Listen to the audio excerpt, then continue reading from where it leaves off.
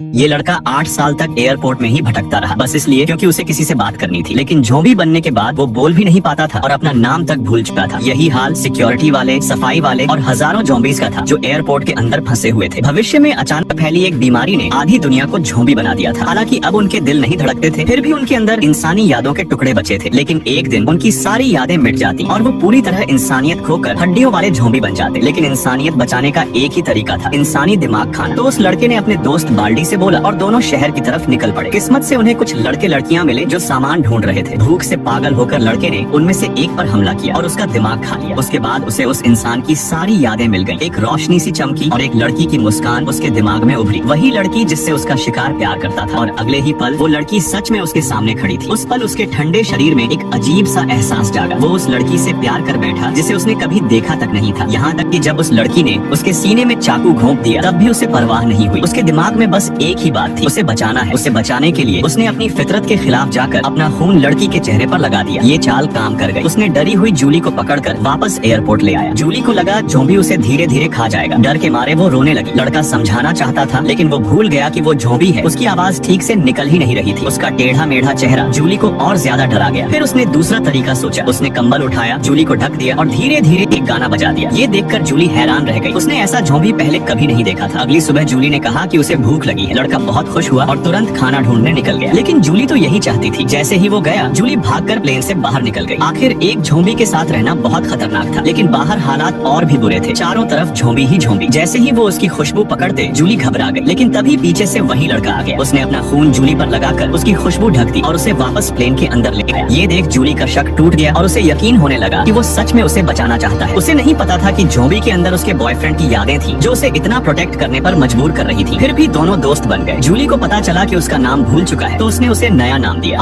अगले कुछ दिन दोनों म्यूजिक सुनते रहे, छोटी छोटी गेम्स खेलते रहे। भले ही सारे गेम्स ज़ॉम्बी के लिए आसान नहीं थे। धीरे धीरे जूली भूल गई कि आर ज़ॉम्बी है और उसे उसके साथ एक अजीब सी सुरक्षा महसूस होने लगी। आर के लिए ये 8 सालों में सबसे खुशनुमा दिन थे। फिर एक रात आर के ठंडे शरीर में धड़कन वापस लौट आई। लेकिन खुशियाँ ज्यादा दिन नहीं चली। एक रात आर ने देखा कि जूली गायब है। वो जल्दी से बाहर दौड़ा और देखा जूली ज़ॉम्बी से घिरी हुई थी, जिनमें उसका दोस्त बाल्डी भी था। जूली को बचाने के लिए आर ने बाल्डी को गिरा दिया और बाकियों को भगा दिया। बाल्डी हैरान रह गया। उसका दोस्त अब इंसानों को क्यों बचा रहा है और दूसरों को रोक क्यों रहा है। तभी शोर सुनकर एक खतरनाक हड्डियों वाला ज़ॉम्बी आ गया। आर समझ गया कि वो उसका मुकाबला नहीं कर सकता। वो जूली को उठाकर भागा और उसे एक हॉल में बंद कर दिया। लेकिन जैसे ही वो बाहर निकले, सामने से 3 और हड्डियों वाले ज़ॉम्बी आ गए। इस बार दोनों के पास कोई रास्ता नहीं बचा था।